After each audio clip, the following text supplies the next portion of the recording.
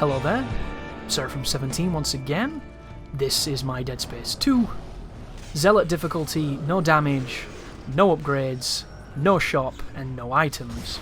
This is the 14th chapter, and of course, this is the Ubermorph, everybody's favourite regenerating douchebag, who, in order to be able to hack this panel, I have to take off both his arms and both his legs, pretty much. You can get away with some variant of that, but add a stasis in there and you should be okay. Once you've done this, you are then free to do the rest of the sections without him being a problem. And this is a really short mission because I'm going to be blitzing through it. The rule of thumb here, guys, is that when you're in these intermediary areas, he can chase you here, but he oftentimes doesn't. I don't know how that works. Sometimes you move forward and he comes out through a vent, sometimes he just is magically behind you, and other times you don't see him. I've done this a few times and I've had different results, so I can't really say how it works, why it works, just know that he turns up, and when he does, deal with him. If you can get away without shooting, that's really good, and a good way to do that is to throw a body at him. If you throw a body at him, he falls over. I don't know why, maybe he's allergic, and then you stasis him and you get on with your life. There's absolutely no reason to shoot him. The only thing I'm going to shoot at him is going to be the exploding canisters, because 2 exploding canisters takes off every single limb, and then I can just run past him and we can continue onwards. But the trigger here for him is when you pick the body up. So once you pick the body up, he's going to spawn, I'm going to get rid of him, and then I'm going to move forward, and I believe a second puker's going to spawn. So be conscious that there's going to be another puker, but also be conscious that this guy falls out the moment you start messing with the corpse, and 2 of those turns him into like a pumpkin spraying juices. So enjoy that, hit the save point, and then get on with your life. So rushing down the corridor.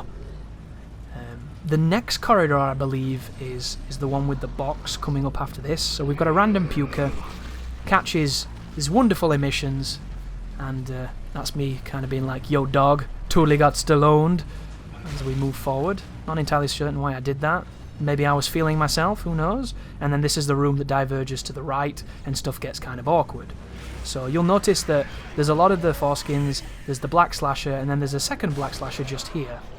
This elevator here was designed by the Chuckle Brothers, so it means it takes 40 minutes to do anything even remotely coherent, and then when it does arrive, you're really frustrated.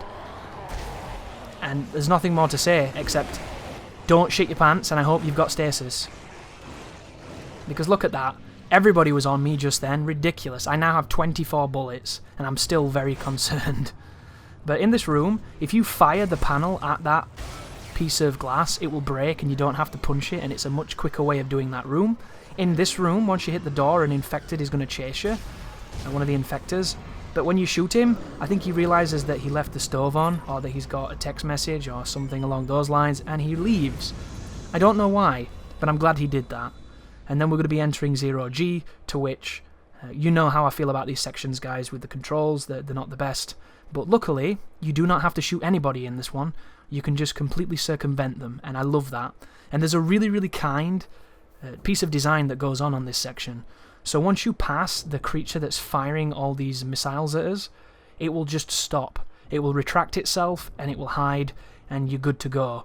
And you don't even have to kill it, which is wonderful, because you'll see me turn around immediately here as I land, and I forget the button, and it's no longer there. It just recedes back into its flaccid, flappy refugee titty, and then we can get on with the rest of this campaign.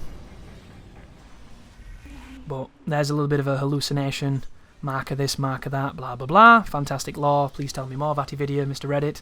And then once you get through this doorway, there's going to be a node room, which I had no incident in this node room, thankfully. There was no stupid creatures in boxes, but I don't think there was anything that good in this room. Bunch of healing. There was some plasma cut around, so that was good.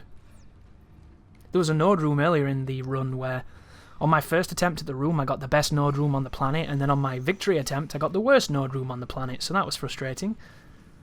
Not the end of the world, though, as we push forward. I love the dramatic rooms as well. Some of these rooms with the lighting and the smoke, very intimidating, and the power node just randomly strewn about. But this is the room with the save point in it. This is where I'm going to show you my bench. And if you notice, guys, the bench is going to give me the message of how to remove power nodes and everything, and it's going to come up as a tutorial because I haven't touched the bench in the entire game.